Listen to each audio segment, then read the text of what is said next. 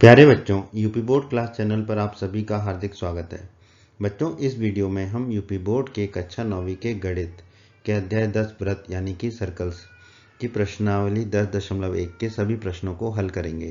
Video को पूरा and तक देखिएगा, जिससे आपको प्रश्नावली 10.1 के सभी प्रश्नों के हल आसानी से समझ में आ जाएंगे। प्रश्न 1। दोस्तों, प्रश्नावली 10.1 के प्रश्न 1 और प्रश्न 2 को हल करने के लिए आप हमारा अध्याय 10 व्रत के परिचय का वीडियो अवश्य देखें, क्योंकि अध्याय 10 के परिचय के वीडियो में प्रश्नावली 10.1 और प्रश्न 1 और प्रश्न 2 दोनों के उत्तर आपको आसानी से मिलेंगे और समझ में आएंगे। ठीक है, फिर भी हम इन प्रश्नों को यहाँ पर हल करते हैं। यहाँ पर भी आपको ये सभी दोनों प्रश्नों के उत्तर समझ में आएंगे। तो प्रश्न एक क्या कहता है दोस्तों? प्रश्न एक कहता है खाली स्थान भरिए। ठीक है, इस प्रश्न के 6 भाग हैं। तो पहले भाग में है वृत्त का केंद्र वृत्त के खाली स्थान में स्थित है। ठीक है, ब्रैकेट में हमें दो ऑप्शन दिए हैं, बहिर्भाग और अभ्यंतर। तो जैसा कि हमने परिचय में पढ़ा था दोस्तों, ये एक वृत्त है और ये उसका केंद्र है। ठीक है, अब हमें पता है वृत्त के जो अंदर अंदर का भाग होता है उसे हम क्या कहते हैं? अभ्यंतर कहते हैं। ठीक है, और जो वृत्त होता है, ठीक है, जो गोला बना हुआ है, ठीक है, जिसका की रंग अभी बदला हमने, ठीक है, ये जो गोला है वृत्त, ठीक है, इसे हम कहते हैं वृत्त। ठीक है, और इस वृत्त के बाहर के भाग को हम कहते हैं बहिर्भाग। ठीक है, तो अब आप बताइए वृत्त का केंद्र कहाँ स्थित है?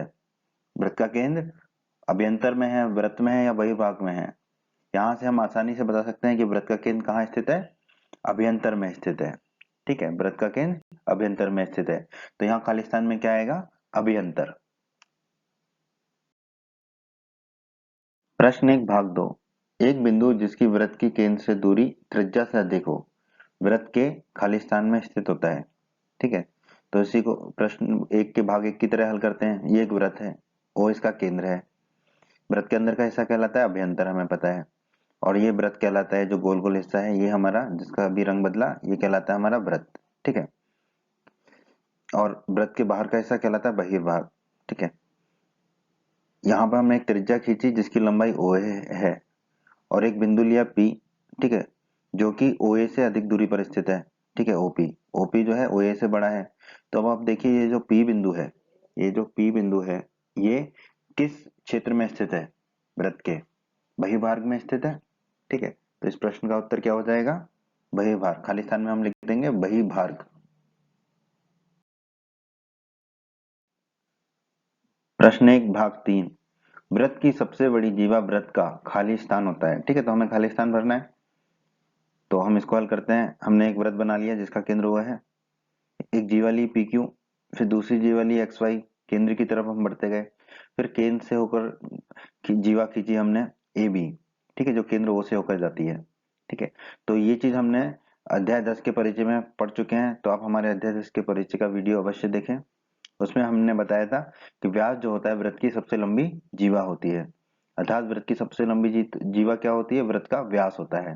तो इस खाली स्थान में क्या आ जाएगा? व्यास। वृत्त की सबसे बड़ी जीवा वृत्त का व्यास होता है। प्रश्न एक भाग 4।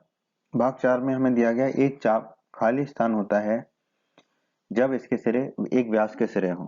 तो दोस्तों, जैसा कि हमने अध्याय 10 के परिचय के वीडियो में पढ़ा था, जब एक चाप के सिरे व्यास के सिरे हों तो दोनों चाप बराबर हो जाते हैं और प्रत्येक चाप को हम क्या कहते हैं?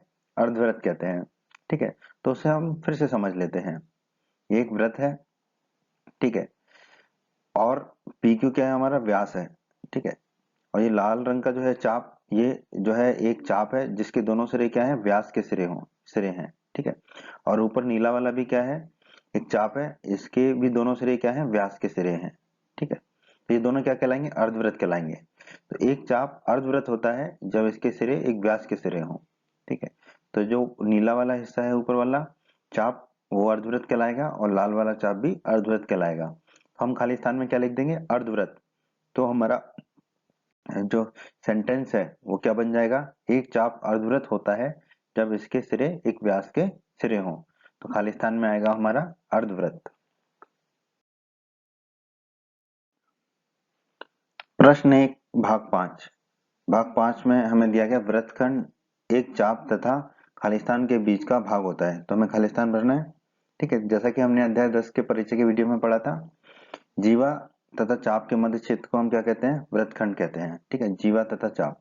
ठीक है, तो चाप तथा जीवा के मध्य के क्षेत्र को भी हम क्या कहेंगे? वृत्तखंड कहेंगे। ये हमारा एक वृत्त है, PQ एक जीवा है। ये लाल रंग का जो PQ है वो क्या है? हमारा चाप है। ठीक है, तो जीवा और चाप के बीच मध्य के क्षेत्र को, बीच के भाग को क्या कहेंगे हम? वृत्तखंड। तो ये जो लाल रंग का चाप है वो छोटा चाप है। ठीक है, लघु चाप है, तो इसे हम कहेंगे लघु वृत्तखंड। उसी तरह जो नीला वाला चाप है ऊपर वाला, ये हमारा दीर्घ चाप है। तो दीर्घ चाप और जीवा के बीच के क्षेत्र को हम क्या कहेंगे? दीर्घ वृत्तखंड। ठीक है, तो इस तरह हमने जाना वृत्तखंड जो है वो एक चाप तथा जीवा के बीच का भाग होता है। ठीक है, तो यहाँ पे हम लिख देंगे जीवा, तो खाली स्थान में हमारा क्या आएगा? जीवा। क्यों? क्योंकि वृत्तखंड एक चाप तथा जीवा के बीच का भाग होता है। प्रश्न 1 भाग 6। एक वृत्त जिस तल पर स्थित है उसे खाली स्थान भागों में विभाजित करता है। तो हमें बताना है कि एक वृत्त जिस तल पर स्थित है उसे कितने भागों में विभाजित करता है। तो जैसा कि हमने अध्याय 10 के परिचय के वीडियो में पढ़ा था, एक वृत्त उस तल को जिस तल पर वह स्थित है 3 भागों में विभाजित करता है। तो उत्तर तो हमें मिल गया, 3 भागों में विभाजित करता है। इसको हम फिर से समझ भी लेते हैं। ये एक तल है, इस तल में ये एक वृत्त है। ठीक है, तो वृत्त के अंदर के भाग को हम कहते हैं अभ्यंतर, और वृत्त तो वृत्त है हमारा, तो ये हो जो हरे रंग का है वो वृत्त है, और वृत्त के बाहर के भाग को कहते हैं हम बहिर्भाग। ठीक है, तो एक वृत्त उस तल को जिस पर स्थित है वो कितने भागों में विभाजित किया? अभ्यंतर, वृत्त और बहिर्भाग, यानी कि 3 भागों में। तो एक वृत्त जिस तल पर स्थित है उसे 3 भागों में विभाजित करता है। तो खाली स्थान में क्या आ जाएगा हमारा? 3। ठीक है, एक वृत्त जिस तल पर वह स्थित है उसे 3 भागों में विभाजित करता है। दोस्तों, प्रश्न 2 में हमें बताना है कि दिए हुए कथन सत्य हैं अथवा असत्य, और उनके उत्तर का कारण भी देना है कि वो क्यों सत्य है अथवा क्यों असत्य है। ठीक है, इस प्रश्न में 6 भाग हैं। ठीक है, तो इन प्रश्नों के 6 भाग को हम यहाँ हल करते हैं।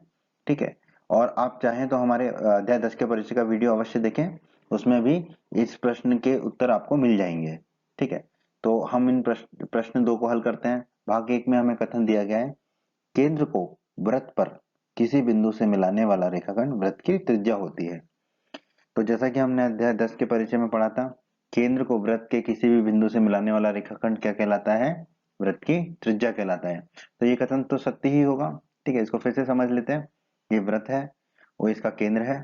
ठीक है, वृत्त के किसी बिंदु, हमने एक बिंदु लिया वृत्त पर P। ठीक है, तो OP जो रेखाखंड है वो क्या होगी? हमारी वृत्त की त्रिज्या होगी।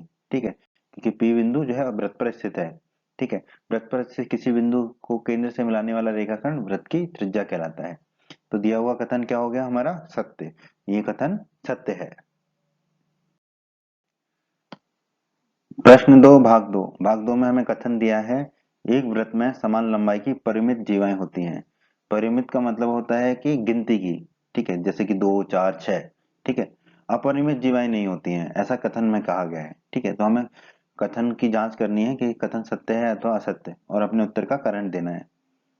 ठीक है, तो एक व्रत है, हम जानते हैं कि एक व्रत में अपरिमित बिंदु होते हैं, यानी कि अनगिनत बिंदु होते हैं एक व्रत में। तो एक व्रत में अपरिमित जीवाएं होंगी। ठीक है, जीवाएं होती हैं, लेकिन हमें प्रश्न में कहा गया है समान लंबाई की। ठीक है, तो यहाँ पर हम देखते हैं इसको, ए बी जो है जीवा है इस व्रत की, सी डी जीवा है, पी क्यू जीवा है, और एक्स वाई जीवा है। इस तरह से हम जो है अपरिमित जीवाएं खींच सकते हैं इस वृत्त पर, जो कि समान लंबाई की हो, ए बी बराबर सी डी बराबर पी क्यू बराबर एक्स वाई, और ऐसी अनगिनत हम जीवाएं इस वृत्त पर खींच सकते हैं जिनकी लंबाई समान होगी। तो यहाँ से हम कहेंगे कि एक वृत्त में समान लंबाई की अपरिमित जीवाएं होती हैं। तो जो हमें कथन दिया गया है कि एक वृत्त में समान लंबाई की परिमित जीवाएं होती हैं, वो कथन क्या होगा? असत्य। दिया हुआ कथन असत्य है, और यही हमारा उत्तर होगा प्रश्न के इस भाग का। प्रश्न 2 भाग 3 में हमें कथन दिया गया है, यदि एक वृत्त को 3 बराबर चापों में बांट दिया जाए तो प्रत्येक भाग जो है दीर्घ चाप होता है। ठीक है, इसकी जांच कर लेते हैं। ये एक वृत्त है। ठीक है, तो PQ, QR और RP, ये हमने 3 चाप इसमें बना लिए वृत्त में, और ये तीनों चाप क्या है? लंबाई में बराबर हैं। ठीक है, PQ बराबर QR बराबर RP है। ठीक है, तो अगर ये तीनों लंबाई में आपस में बराबर हैं तो ये तीनों चाप की लंबाई क्या होगी? पूरे वृत्त की लंबाई के 1/3, ठीक है, मतलब आधे से कम होंगे तीनों चाप, ठीक है। तो हम कह सकते हैं कि तीन बराबर चापों में से कोई भी भाग जो है दीर्घ चाप नहीं होगा, क्योंकि जो दीर्घ चाप होता है वो अर्धवृत्त से बड़ा होता है। आधा आधा जो वृत्त होगा, वृत्त की जो आधी लंबाई होगी उससे बड़ा होता है दीर्घ चाप। यहाँ पर तीनों चापों की लंबाई कितनी होगी? 1/3, ठीक है, पूरे वृत्त की लंबाई के, वृत्त की परिधि से, ठीक है। तो ये तीनों चाप हैं, वो तीनों चाप क्या होंगे? लघु चाप होंगे। इनमें से कोई भी चाप दीर्घ चाप नहीं होगा, ठीक है। तो ये प्रश्न का उत्तर क्या हो जाएगा हमारा? असत्य। दिया हुआ कथन असत्य है। 3 बराबर चापों में कोई भी भाग दीर्घ चाप नहीं होगा। प्रश्न 2 भाग 4। भाग 4 में हमें दिया गया है कथन वृत्त की एक जीवा जिसकी लंबाई त्रिज्या से दोगुनी हो वृत्त का व्यास होता है। कथन की जांच कर लेते हैं हम। ये एक वृत्त है, वो उसका केंद्र है, एक बिंदु है वृत्त पर, ओ ए को मिला दिया तो ये एक त्रिज्या होगी, और बी एक बिंदु है वृत्त पर, ओ बी को मिला दिया तो वो भी एक त्रिज्या होगी, ठीक है। उस जीवा को जो वृत्त के केंद्र से होकर जाती है हम क्या कहते हैं? वृत्त का व्यास कहते हैं, ठीक है। तो ए बी क्या हो जाएगा? वृत्त का व्यास हो जाएगा। ए बी जो है वृत्त का व्यास हो जाएगा, ठीक है। अब ओ ए बराबर ओ बी बराबर त्रिज्या है, दोनों त्रिज्या है, दोनों की लंबाई हमने मान ली आर, ठीक है। तो ए बी की लंबाई कितनी मान ली हमने व्यास की? डी। तो डी यहाँ पर कितना होगा? 2 गुणा आर, क्योंकि दोनों त्रिज्याओं से मिलकर बना है, तो डी बराबर हो गया 2 गुणा आर, ठीक है। तो डी क्या है? व्यास। तो व्यास बराबर क्या हो गया हमारा? 2 गुणा त्रिज्या, ठीक है। यही हमारा कथन था कि वृत्त की एक जीवा जिसकी लंबाई त्रिज्या से दोगुनी हो वृत्त का व्यास कहलाता है, ठीक है। तो जो हमारा दिया गया कथन है वो क्या हो जाएगा? सत्य, ठीक है, कि वृत्त की एक जीवा जिसकी लंबाई त्रिज्या से दोगुनी हो वृत्त का व्यास है, ये कथन सत्य है। 2 भाग 5। भाग 5 में हमें दिया गया है कथन त्रिज्यखंड जो है वो जीवा एवं संगत चाप के बीच का क्षेत्र होता है, ठीक है। तो हमें बताना है सत्य है अथवा असत्य, ठीक। जैसे कि त्रिज्यखंड किस किस से मिलकर बना? त्रिज्या और खंड, मतलब, ठीक है। तो त्रिज्या तो होना आवश्यक था, त्रिज्या नहीं है, तो वैसे तो ये कथन असत्य है, फिर भी हम इसको समझते हैं। जैसा कि हमने अध्याय 10 के परिचय में पढ़ा था, केंद्र को एक चाप के सिरों से मिलाने वाली त्रिज्याएं एवं चाप के बीच का क्षेत्र क्या कहलाता है? त्रिज्यखंड कहलाता है। इसे फिर से समझ लेते हैं। हमें एक वृत्त दिया गया है और उसका केंद्र, ठीक है। पी क्यू जो है एक चाप है, ठीक है। लाल वाला जो है लघु चाप है और नीला वाला जो है दीर्घ चाप है, ठीक है। और पी और क्यू क्या है? इन दोनों चापों के सिरे हैं, ठीक है। तो इन दोनों सिरों को केंद्र से मिला देंगे हम, पी को भी और क्यू को भी, ठीक है। तो जो लघु चाप वाला क्षेत्र है, त्रिज्याएं और लघु चाप वाला जो क्षेत्र है उनके बीच का जो क्षेत्र है वो क्या कहलाएगा हमारा? लघु त्रिज्यखंड। उसी तरह का प्रकार त्रिज्याएं और दीर्घ चाप के बीच का क्षेत्र क्या कहलाएगा हमारा? दीर्घ त्रिज्यखंड, ठीक है। तो जो त्रिज्यखंड होता है वो क्या होता है? चाप के सिरों को मिलाने वाली त्रिज्याएं एवं चाप के बीच का क्षेत्र, ठीक है। और प्रश्न में हमें दिया गया था जीवा एवं चाप के बीच का क्षेत्र। तो जो दिया गया कथन है वो क्या है हमारा? असत्य। ये कथन असत्य है, क्योंकि त्रिज्यखंड जो होता है वो त्रिज्या एवं चाप के बीच का क्षेत्र होता है।